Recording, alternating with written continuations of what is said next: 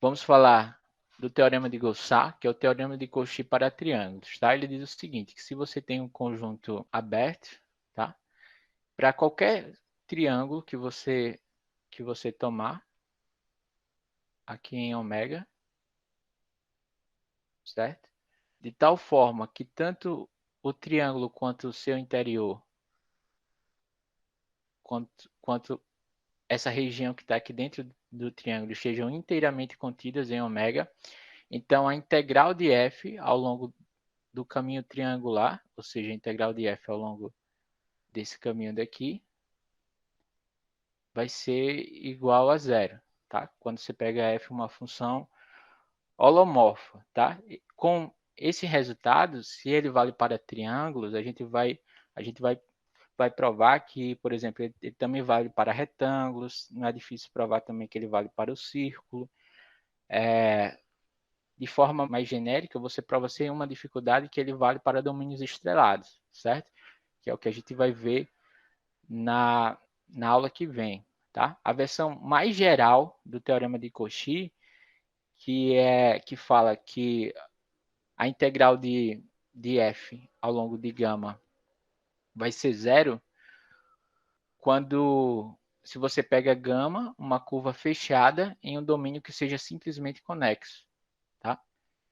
Para qualquer gama fechada em um caminho simplesmente conexo, a integral de f ao longo de gama vai ser igual a zero, tá? Mas para isso, eu vou ter que definir o que é simplesmente conexo, falar de homotopia, caminhos homotópicos, então vai dar um pouquinho de trabalho, tá? Mas para a maioria das aplicações que a gente vai ver, o teorema de Cauchy para domínios estrelados já vai ser suficiente, tá bom? Como a gente vai ver. Então, por isso, para a gente não perder muito o foco nas aplicações, a gente só vai ver a forma mais geral do teorema de Cauchy daqui a algumas aulas, tá bom? Bom, então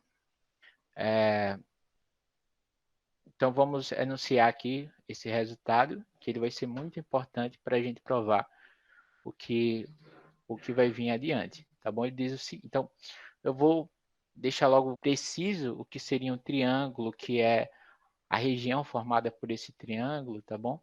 Para não ter nenhuma confusão depois. E o que é um caminho triangular.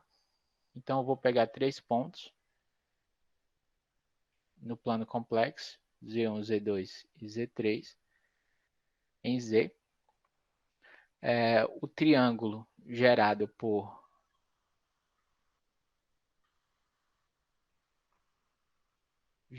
esses 3 pontos é o que a gente chama de fecho convexo ou envoltória convexa desses 3 pontos, né? Não sei se vocês já viram essa definição, mas ele vai ser esse conjunto aqui, tá? O triângulo gerado por Z1, Z2, Z3 é o conjunto que eu vou denotar assim por delta, tá? Um triângulo, fazer uma figurinha pequena de um triângulo, que vai ser os pontos Z que estão em C, tal que é o conjunto de todas as combinações lineares convexas desses pontos, ou seja, são os T1, Z1 mais T2, Z2 mais T3, Z3, onde esses caras são todos positivos e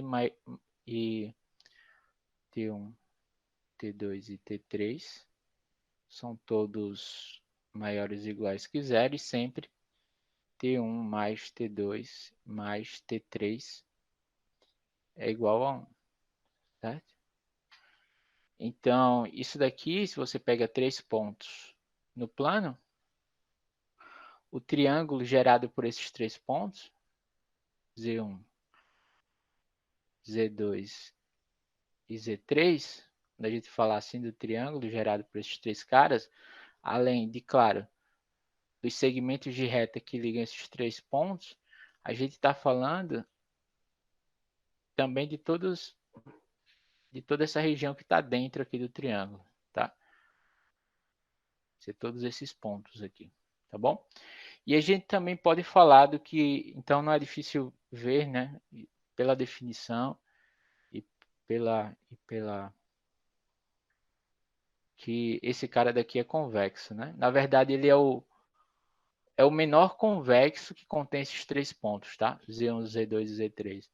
É o que no livro do Elon é definido pela envoltória convexa desses 3 pontos, tá? Mas em geral você pode falar da envoltória convexa de, de qualquer conjunto, tá bom? Em um espaço vetorial, certo? Então esse aqui é o convexo, não é difícil verificar. E eu vou definir também o que seria um caminho triangular, tá? Um caminho triangular vai ser esse caminho aqui que liga os lados do triângulo, tá certo? Então o caminho triangular, eu vou denotá-lo por T. Então você tem o triângulo e tem o caminho triangular. O caminho triangular T, que eu vou denotar assim, tá? Quando eu quiser especificar quais são os pontos, Z1, Z2, Z3, é esse caminho aqui, tá? É o caminho Z1, Z2, Z3. É a justaposição desses caras aqui, tá? De alfa 1, justaposição com alfa 2, justaposição com alfa 3, onde alfa 1 vai ser esse segmento de reta que liga Z1 a Z2. Aqui é Z1, tá? Não parece um 1, mas é um 1. Então, vai ser alfa 1 de T.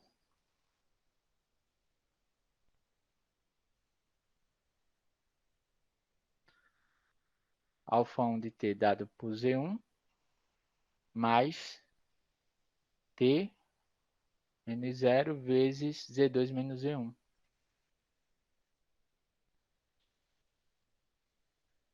Menos Z1, onde o T está no intervalo 0 a 1. Tá? O sigma 2 é o segmento de reta que liga Z2 a Z3. Então, ele começa no ponto Z2, mais, aqui eu vou colocar T menos 1, para não precisar fazer nenhuma reparametrização do Z3 menos o Z2, onde T está variando aqui entre 1 e 2. E o sigma 3 de T é o caminho que liga o Z3 ao Z1. Então, você pode colocar assim, F3 de T como sendo Z3 mais T menos 2 do Z1 menos o Z3, onde T pertence ao intervalo 2 e 3. Tá? Então, se você pega a justaposição desses caminhos, você está fazendo justamente seguindo essa orientação daqui, que vai ser a nossa orientação canônica, tá? Orientação positiva. Ou seja, você vai estar sempre andando no sentido anti-horário, em geral, quando eu falar que você está percorrendo um caminho triangular, tá? Note que quando eu falar sobre a integral, então a integral sobre esse caminho, né? Não é difícil ver, integral sobre esse caminho triangular, Z1, Z2, Z3, de qualquer função f, claro, vai ser a integral ao longo desses seus segmentos de reta, tá? Então, vai ser a integral de f ao longo de alfa 1, mais a integral de f ao longo de alfa 2, mais a integral de f ao longo de alfa 3, tá? E se eu permutar esses pontos de forma cíclica, essa integral aqui, ela não se altera, tá? A integral quando eu começo em Z1, Z2, Z3 até Z1, vai dar a mesma integral de eu começar de Z2, Z3, Z1 e terminar em Z2, por exemplo. Agora, se eu começo em Z2 e venho por esse outro sentido aqui, vou para Z1 e Z3, eu faço uma permutação não cíclica, aí a integral muda de sinal, tá bom? Vou deixar para vocês verificarem isso. Mas, a princípio, vai ser isso daqui. Então, note também que o T, que esse caminho triangular, o traço de T vai ser o bordo do triângulo gerado por esses 3 caras também, tá? Então, o lema fundamental da análise complexa, que eu posso dizer assim, tá? É o teorema de Gauss-Sachs. Você prova o o teorema de Cauchy na sua versão mais simples, só que essa versão mais simples ajuda a provar que vale também o teorema de Cauchy para conjuntos mais sofisticados, certo? Então, nós vamos enunciá-lo da seguinte forma.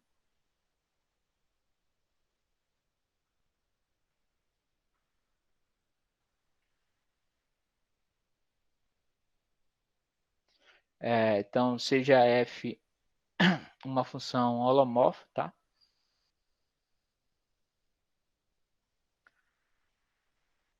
Seja f de ômega em C, onde ômega contida em C é aberto.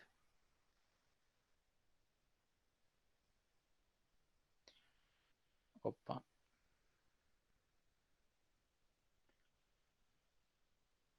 F é holomorfa em ômega.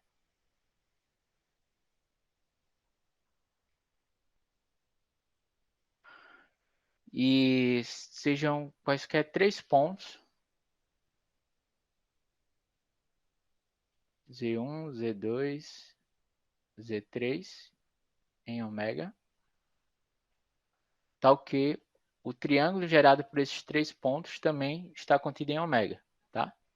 Tal que o triângulo, que eu vou denotar assim, o triângulo denotado por Z1, Z2 e Z3. Então é muito importante que além dos lados desse triângulo, o que está dentro do triângulo também todos sejam pontos de ômega, não pode faltar nenhum ponto, tá bom? Isso aí é uma hipótese essencial, tá bom? Isso aqui tem que também estar contido em ômega, por isso que eu defini de forma precisa quem era o nosso triângulo gerado por esses 3 pontos, tá? De novo, isso aqui é o triângulo sólido inteiro está contido em ômega. Eu vou enfatizar isso porque de fato isso é importante, tá bom? Então a integral de f ao longo do t, tá? Ao longo do caminho triangular vai ser igual a zero, tá?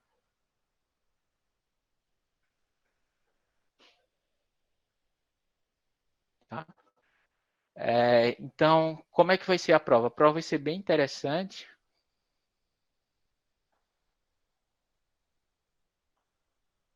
E eu vou fazer o seguinte, eu vou construir uma sequência de caminhos triangulares. Então, deixa eu dar um sketch aqui da prova. Então, vamos construir.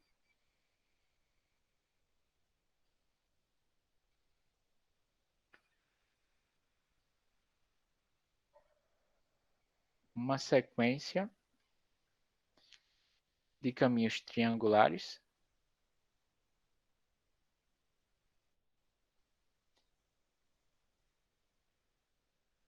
Todos dentro do nosso triângulo original, tá? Vai ficar claro de tal forma que a gente vai fazer isso.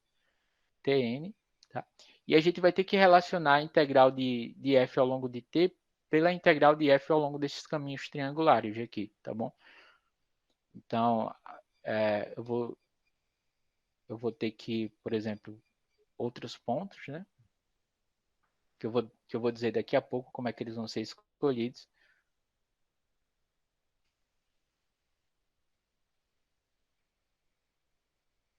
Então, vou construir esses caminhos triangulares de forma indutiva, tá bom? De forma indutiva. E o nosso caminho triangular original vai ser o T, tá? E o T0. Ser o T, que vai ser os 3 pontos dados inicialmente. Z1, Z2, Z3. Tá? E, ok? Então, eu vou denotar por D0 o diâmetro de T, o diâmetro do nosso triângulo original. Então, eu vou chamar de D0 igual ao D. Ele vai ser o diâmetro de T. Tá? E P0 o perímetro de T.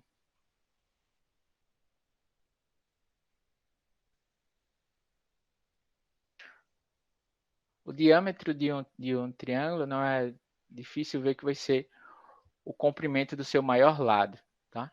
E P0 perímetro de T. Agora, então, etapa 1. Como é que a gente vai pegar o nosso... Então, aqui a gente vai ter o nosso primeiro caminho triangular, que é o T0. Então, a gente teria, por exemplo, aqui o Z1, o Z2 e o Z3, tá? E a gente vai fazer a seguinte coisa: eu vou pegar o ponto médio de cada um desses lados, por exemplo, vamos dizer que seja aqui, e vou ligá-los, tá? Então, a gente sabe da geometria plana que isso vai dividir o nosso triângulo em quatro triângulos que são congruentes, e cada um vai ser semelhante ao triângulo original, tá? Simplesmente porque quem já viu geometria plana sabe que se você liga esses pontos médios aqui, então esse lado daqui em azul vai ser paralelo a esse outro lado, e esse tamanho daqui, se você ligou o ponto médio, vai ser a metade desse outro tamanho que liga Z1 a Z2, tá bom? E a mesma coisa para cada um dos outros lados, certo? Então, deixa eu pegar a figurinha mais completa que eu peguei aqui no livro. Então, você tem o seu caminho triangular original, que é o T0, tá? E aí você pega os pontos médios de cada um dos lados e liga esses caras. Então, você vai ter, na verdade, quatro triângulos que são congruentes entre si e são semelhantes ao triângulo original, tá bom? Então, deixa eu escrever essa etapa. Etapa 1 vai ser: tome os pontos médios dos lados de T.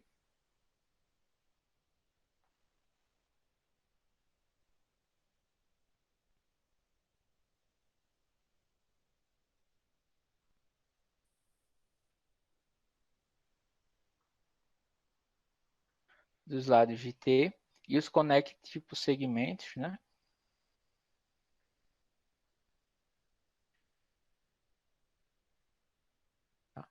E os ligue. E os ligue formando assim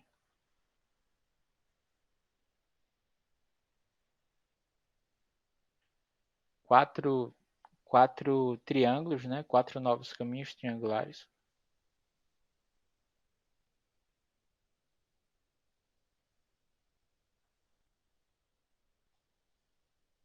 Triangulares e quatro triângulos, né? Que eu vou denotar esses caminhos triangulares por T1 de 1. Então, esse índice 1 aqui vai ser a minha etapa, né? Eu estou na minha primeira etapa de construção. T2 de 1, T3 de 1 e T4 de 1. Okay? Então, você pegou o triângulo original T0 e o dividiu em quatro triângulos. A sua primeira etapa foi isso, e esses triângulos são semelhantes ao triângulo original. Você simplesmente conectou os pontos médios de cada um desses lados, tá? E você faz isso de tal forma que a integral, como é que você faz isso? Você faz isso de tal forma e escolha a orientação.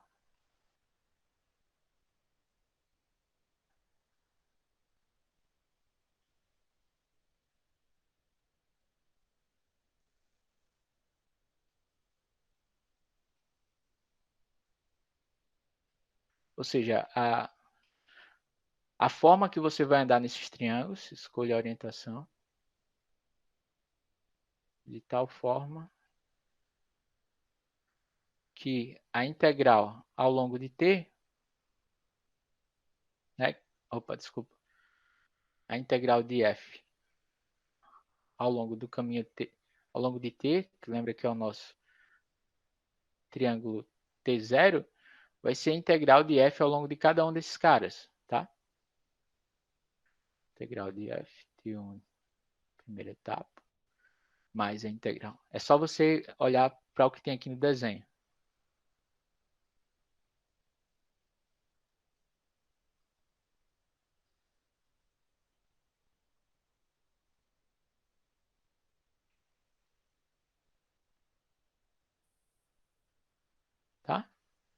Porque simplesmente, ó, você andar daqui até aqui e depois descer, você pode simplesmente andar daqui até aqui, depois sobe, aí depois você desce e sobe de novo pelo mesmo lado. Mas lembra que toda vez que você sobe por aqui e desce por aqui, pelo mesmo caminho, essa integral aqui ela é zero, né? Porque lembra que a integral de, de f ao longo de alfa, isso aqui sempre, né? Isso aqui foi o que a gente provou.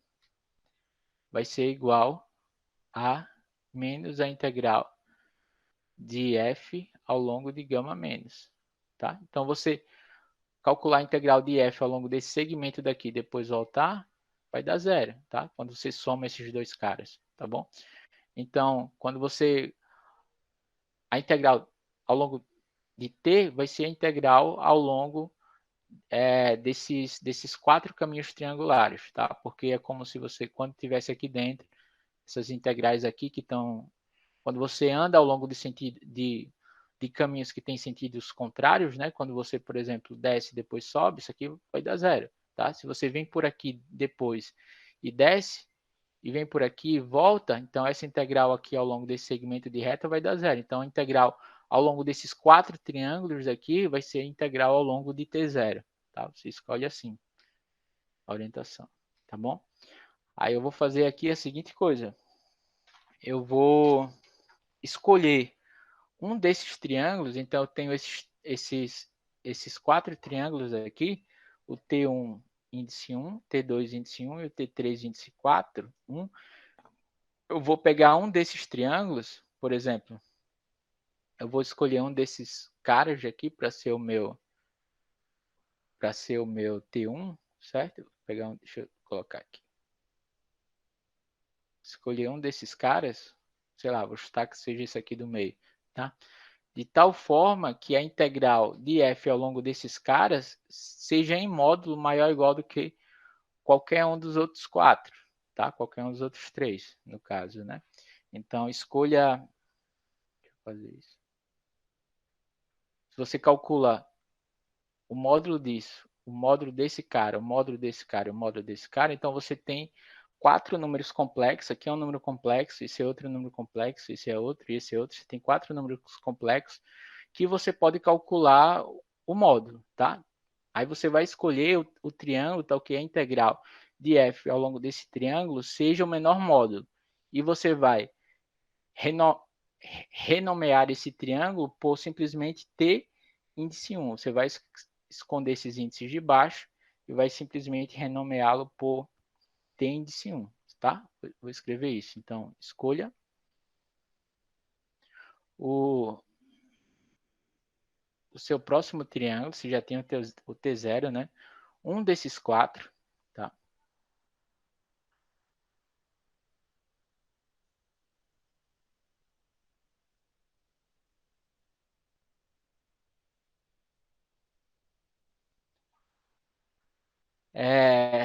Tal que a integral de f ao longo de tj1, você vai calcula e você compara, né? Tal que essa integral daqui tenha maior módulo.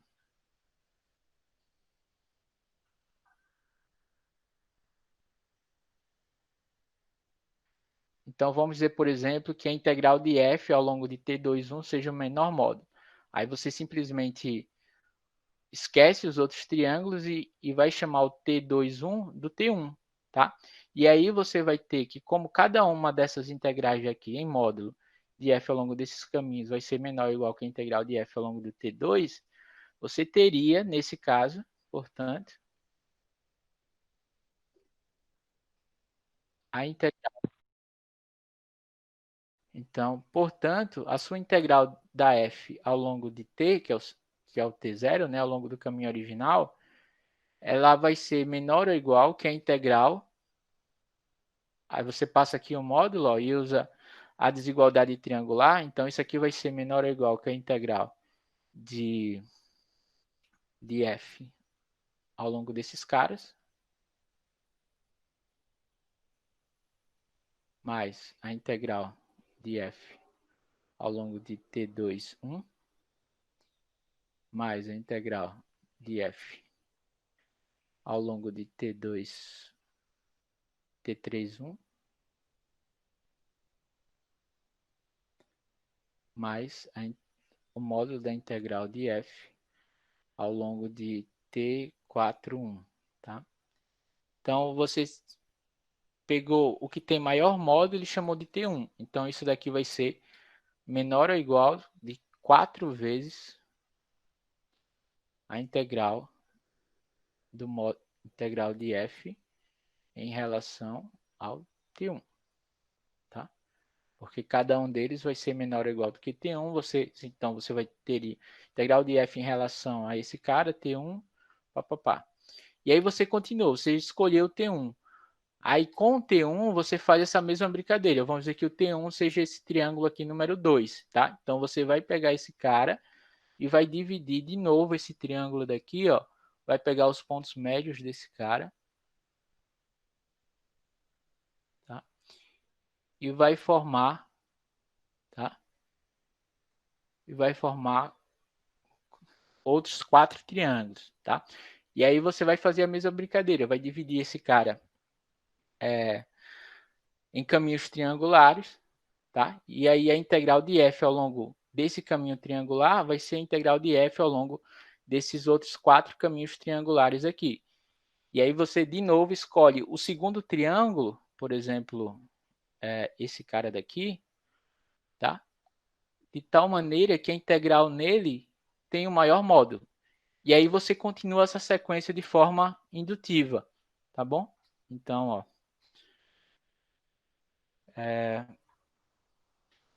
e além disso daqui, não é difícil verificar que como esses triângulos são semelhantes, tá? Deixa eu fazer só essa observação agora para não ficar complicado depois. Além disso, o diâmetro desse triângulo daqui, do T1, ele vai ser a metade do triângulo original, né? Porque lembra que você está ligando os pontos médios, tá? E o perímetro também, o P vai ser o perímetro, né? O perímetro desse outro triângulo vai ser a metade do perímetro do triângulo original, simplesmente porque cada um dos lados tem a metade dos lados do triângulo original. Lembra que você está ligando os pontos médios, tá? Desses de geometria plana. E então, repetindo esse processo, você vai ter uma sequência de caminhos triangulares, tá?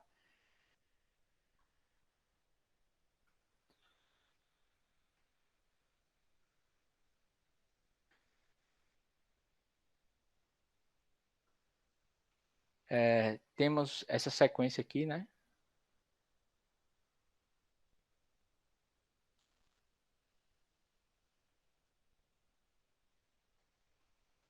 Uma sequência T0, T1, opa, T2, e assim por diante, né? Tn, tá? Tal que a integral de f, ao longo do caminho original, né, que é o nosso T0, em módulo, ela vai ser menor ou igual que a integral de 4 elevado a n, tá? Da integral de f ao longo do caminho Tn. Por que 4 elevado a n? Isso aqui é fácil, né? Por exemplo, a integral a gente viu aqui, ó, que é a integral de f ao longo do T0, tá? Em módulo, né? Isso aqui vai ser menor ou igual que 4 vezes a integral de f ao longo do T1, tá? Só que isso daqui vale para a mesma coisa para esse outro caminho daqui. Então, isso aqui vai ser menor ou igual que 4 vezes 4 a integral em módulo de f ao longo do caminho T2, tá? E assim por diante, você vai crescendo esse cara de tal forma que a integral de f com relação a t0 vai ser menor ou igual que 4 elevado a n integral de f ao longo do caminho triangular enésimo, tá bom? Então, aqui, por exemplo, você já tem 4 elevado ao quadrado da integral de f ao longo do, t, do segundo caminho triangular, do T2 que a gente escolheu, tá? E, além disso, vale as mesmas coisas para o diâmetro e para o perímetro, né? Você tem o diâmetro do enésimo caminho triangular, ele vai ser igual a 1 sobre 2 elevado a n, o diâmetro do triângulo original, e o perímetro vai ser igual a 1 sobre 2 elevado a n, o perímetro também do triângulo original, tá bom? Mas logo quando você olha os triângulos fechados, né, os triângulos gerados por esses caras, então você construiu uma sequência de triângulos que estão encaixados, tá? Olha para cá para a minha figura. Você tem o triângulo original, que é o triângulo T0, depois você vai escolher um desses outros triângulos, T1, que é esse amarelo, depois você tem o triângulo T2, que é esse triângulo em azul, aqui dentro do triângulo T2 você vai escolher um menor, que é o T3, então você tem uma sequência de triângulos encaixados, né? E esses conjuntos são compactos, tá? Então, deixa eu pegar isso aqui.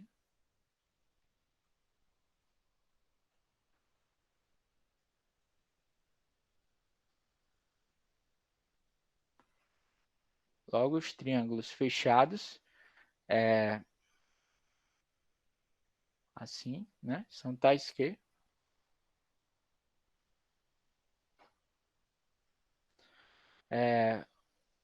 o primeiro, na verdade, esse aqui, o D0, contém o outro triângulo que contém esse daqui, pá, pá, pá, que contém os outros caras, né? Opa.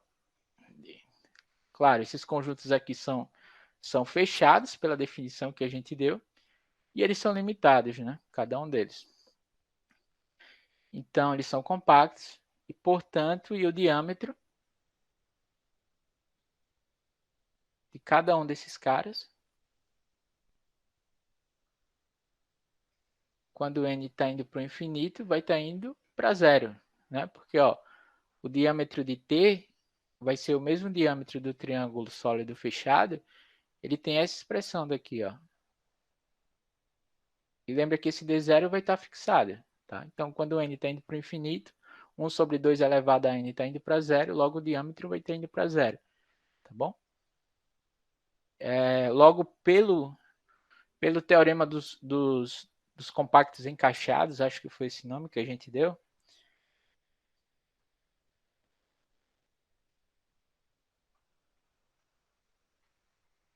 dos compactos encaixados,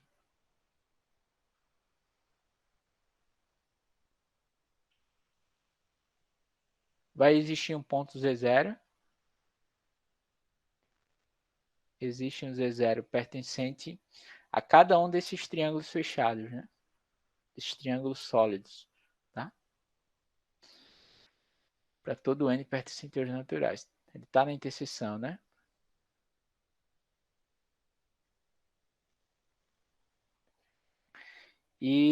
Mas agora a gente vai usar a definição que f é holomorfa, né? Em particular, como f é holomorfa em ômega, então f é holomorfa em Z0. Como f é holomorfa em Z0, aí a gente vai escrever a definição, ó, que f de z vai ser igual ao f de z0, mais f' de z0 vezes z menos z0, tá? Aí tem duas formas de a gente escrever o resto, tá? Eu vou escrever dessa... A gente deu umas duas formas equivalentes, mais uma função psi de z, vou escrever assim, tá? Vezes z menos z0, tá? Onde o limite, como a função é holomorfa em z0, a gente tem que o limite da psi de z, quando z tende a ser zero, é zero. Ok?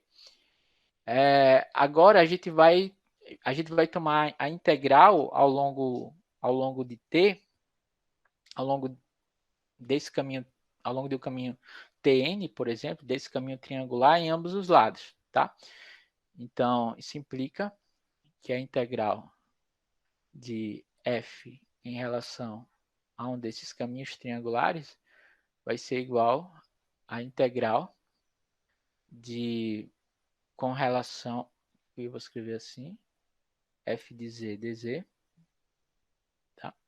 Vai ser igual à integral desse cara daqui. F de z0 mais f' de z0 por z menos z0 mais psi de z por z menos z0 dz. Tá? Mas a gente já viu que se f tem uma primitiva, então a integral ao longo de um caminho fechado vai ser zero. Tá? Aqui é integral nesse caminho também, t elevado a n. Também é integral em ambos os lados da equação aqui de cima. Mas não é difícil verificar que essa função daqui é uma função linear complexa, né? E logo, apenas essa expressão tem uma primitiva. Lembra que o Z0 aqui é fixado, né?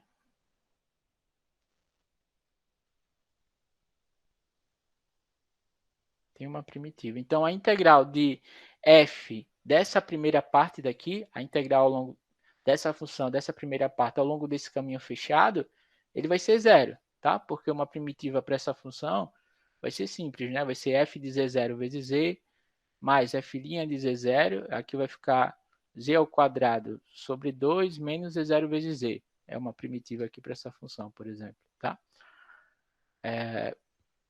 Então, a integral ao longo de um caminho fechado vai ser zero, portanto, isso implica que a integral de f de z ao longo desse caminho, Tn, vai ser igual à integral ao longo desse enésimo caminho triangular de psi de z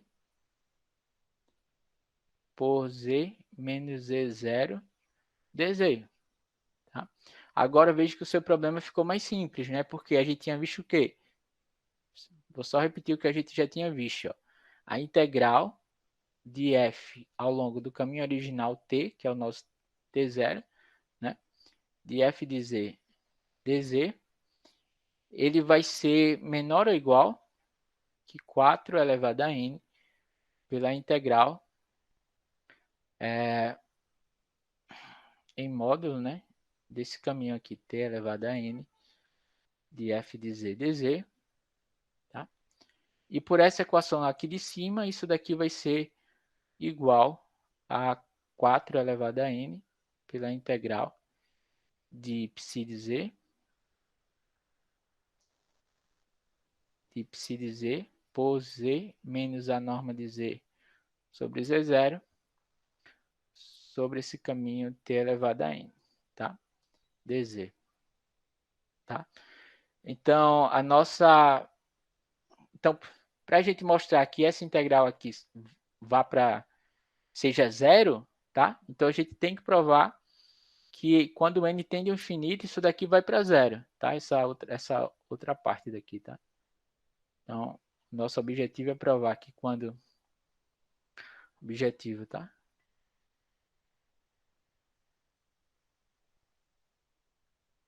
Mostrar que quando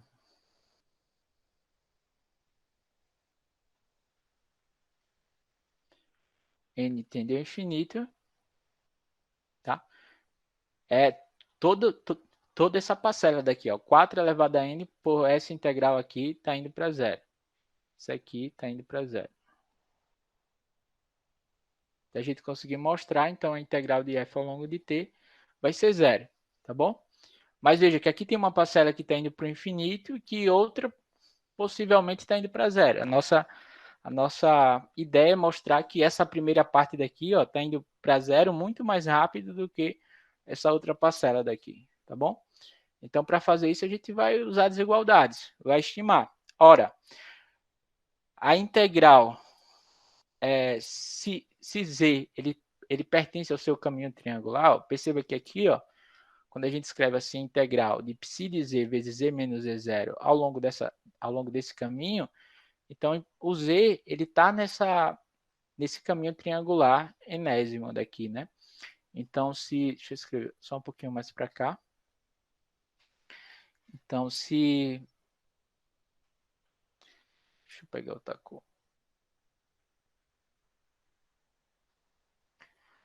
Então, se Z está nesse cara, e o Z0, né? O Z0 ele está em todos os triângulos sólidos, né? Está em todos os triângulos fechados. Nesse triângulo daqui, né? Que é o que a gente sabe. Então, implica que Z menos Z0 ele vai ser menor ou igual que o diâmetro, né, do triângulo. Então, ele vai ser menor do que o diâmetro. Então, ele vai ser menor ou igual, né? Menor ou igual que o enésimo diâmetro do triângulo. E se a gente colocar como se fosse, e se a gente escrever assim, psi de n como sendo o sup dessa função psi de z, o sup do módulo de psi de z, onde o z também está no nosso caminho fechado, né? Tá? Então, aí a gente estima esse módulo aqui dessa integral pela estimativa canônica, né? Lembra que o módulo da integral vai ser menor ou igual que o sup dessa função aqui sobre a nossa curva vezes o comprimento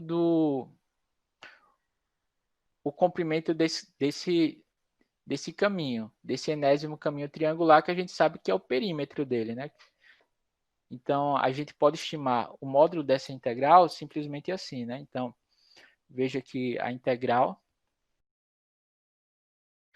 Então, isso implica e seja assim, só para deixar claro, esse cara assim, dessa maneira. Então, a integral dessa função aqui que eu quero estimar, tá? Psi de z vezes z menos z0, dz, ao longo do caminho, do enésimo caminho Tn. Lembra que isso daqui vai ser menor ou igual que o sup dessa função, só que o sup dessa vai ser menor ou igual que o sup do produto, né? Que é o sup de psi de z vezes o sup de z menos z0, só que o módulo de z menos z0 é menor que o diâmetro, que o enésimo diâmetro, tá? Então, isso daqui vai ser menor ou igual do que esse número daqui, que eu defini assim, dessa forma, que é o sup dessa função no enésimo caminho triangular, tá? Vezes o sup dessa função aqui, que é o nosso diâmetro, vai ser menor ou igual que o diâmetro, e vezes o comprimento desse caminho triangular, do enésimo caminho triangular. O comprimento de um caminho triangular é o seu perímetro, tá? Então, vezes P elevado a N. Vou colocar assim, perímetro desse cara, tá bom? Então, ó, e claro, nessa função, esse número daqui, ó, ele depende do enésimo caminho triangular, mas isso daqui de fato vai formar uma sequência de tal forma que essa sequência epsilon de n está indo para zero quando n tende ao infinito, tá? Por quê? Essa observação aqui é importante, tá? Por quê? Porque lembra de como é a nossa psi. Ó, a nossa psi, deixa eu ver se eu diminuo aqui um pouquinho. A nossa psi é assim, ó. É de tal forma que o limite da psi de z quando z tende a z0 vai ser zero, tá? Então, quando o z ele tá no nesse enésimo caminho triangular, lembra, vamos desenhar assim, por exemplo, esse caminho triangular como sendo o t elevado a n. Se aqui está o Z, lembra que o Z0 vai estar que está aqui. O Z0 obrigatoriamente vai estar aqui, porque lembra que o Z0 é um ponto que pertence a todos os triângulos sólidos. Então, em particular, como esse diâmetro aqui ele está indo para zero, o Z ele está se aproximando do Z0 e esse sup aqui dessa função, por essa propriedade daqui, ó, está indo para zero. Tá bom? Então, você vai ter isso. E deixa eu ver mais. Agora é só estimar, né? Agora é só juntar tudo, ó. Você vai juntar. A gente já tinha visto o quê, ó? Que a integral, ó. Então, olha para cá, né? A gente já tinha. Deixa eu escrever logo aqui. Lembra quem é esse cara? O diâmetro do enésimo caminho triangular, ele vai ser igual, vou repetir aqui, εn, por 1 sobre 2 elevado a n, vezes o d0, tá? E o perímetro do enésimo caminho triangular, ele vai ser 1 sobre 2 elevado a n, o perímetro do triângulo original, tá? Eu já tinha escrito isso daqui. Então, se você junta isso daqui, vai dar 1 sobre 4 elevado a n, por epsilon elevado a n, vezes o d0. Lembra que t e o p0 são números fixos, né? Eles não dependem de m, do seu triângulo original. Tá? Então, você conseguiu estimar esse pedaço desse integral aqui, ó, que quando você juntar 4 elevado a n com esse 1 sobre 4 elevado a n, esses caras eles vão cancelar, e aí você vai fazer o n tender a infinito, né? Portanto, deixa eu escrever isso. Portanto, a integral de f ao longo de t, olha para essa equação aqui, estrela aqui acima, tá? Daqui a pouco eu volto. Ao longo de f de z, dz, né? Em modo, ela vai ser menor ou igual que 4 elevado... Opa! Ela vai ser menor ou igual que 4 elevado a n vezes essa daqui, né? Então, ela vai ser menor ou igual que 4 elevado a n, e essa integral aqui a gente conseguiu estimar, colocar aqui estrela, tá? Só esse pedaço aqui na verdade, só esse outro pedaço, né? Então, isso aqui a gente já tinha visto. Deixa eu só repetir para ficar mais claro.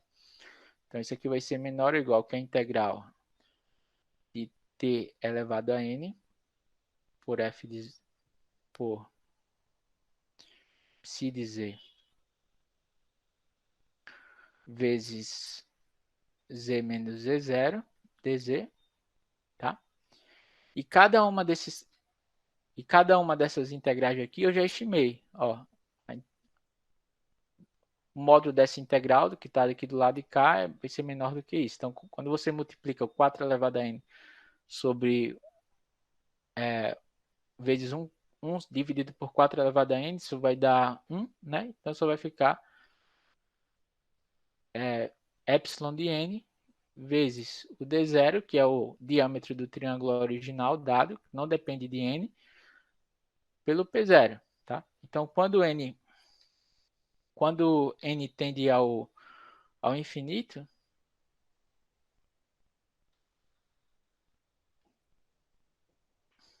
quando n tende ao infinito, então isso aqui do lado de cá vai tender a zero, tá? Por quê? Porque a psi de n tende a zero, o número que tende a zero vezes o número fixado, também vai estar indo para zero. Logo, o módulo dessa integral aqui, ó, quando você passa o limite em ambos os lados, vai ser menor ou igual do que zero. Só que o módulo de qualquer número complexo também vai ser maior ou igual do que zero. Então, isso implica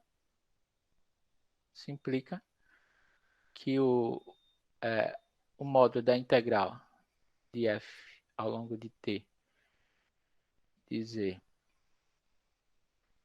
dz é zero, mas a gente sabe que se o módulo de um número complexo é zero, então esse número complexo tem que ser zero, né? Ao longo de t vai ser zero, tá? Que era o que a gente queria provar. Beleza? Então isso prova o teorema de Gauss, que é o teorema de Cauchy para triângulos, e veja, por exemplo, que como uma aplicação rápida, tá? Você vê que ele vale para para quadrados ou para retângulos, ou mais geralmente para polígonos, desde que isso daqui já terminou a prova, tá bom, pessoal? Agora, ó, por exemplo, se você tem, por exemplo, um aberto ômega, ó, e aqui você tem um retângulo que esteja contido em ômega, tá?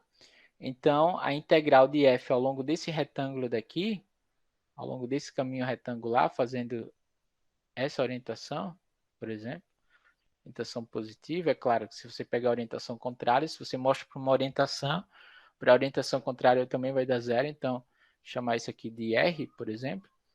Então a integral de f ao longo de R também vai ser zero, tá? Por quê? Porque simplesmente você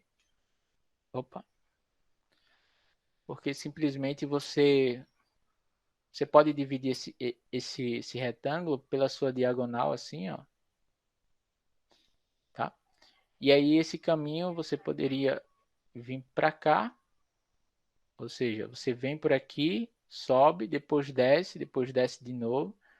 Então a integral ao longo da diagonal, ela seria, por exemplo, aqui positiva, mas depois ela se anula quando você volta. Aí depois você vem para cá e vem para cá, ou seja, a integral de f ao longo de R vai ser a integral de f ao longo desses dois triângulos, tá? Mas a gente sabe que pelo teorema de Gauss, a integral de f ao longo desse triângulo daqui vai ser zero e a integral de f ao longo desse outro triângulo também vai ser zero, tá? Então, se aqui você, por exemplo, tem um caminho aqui um T1 e aqui um T2, então isso aqui vai ser zero, simplesmente porque aqui travou, tá, pessoal? Mas isso aqui vai ser a integral de f ao longo desse triângulo e ao longo mais a integral de f ao longo do outro, só que a integral disso daqui vai ser zero. Portanto, a integral de f ao longo do retângulo também vai ser zero, tá? Então, isso aqui vai ser a integral de f ao longo de T1 mais a integral de f ao longo de T2. E você escolhe uma orientação de forma que a integral não mude, né? Então, isso aqui vai ser zero pelo teorema de Gauss, tá? E mais geralmente, na aula que vem, a gente vai provar usando o teorema de Gauss, que vale o teorema de Cauchy para caminhos estrelados, tá bom? Um caminho vai ser estrelado, deixa eu só fazer um comentário. Um caminho vai ser estrelado, por exemplo, um caminho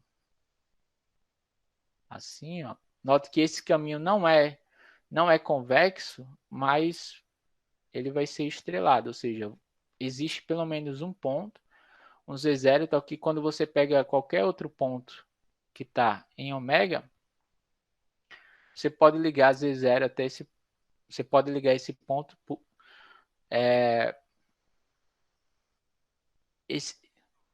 o segmento de reta que liga esse ponto a Z0 vai estar todo contido no seu conjunto. Então a gente vai dizer na aula que vem que esse conjunto vai ser estrelado.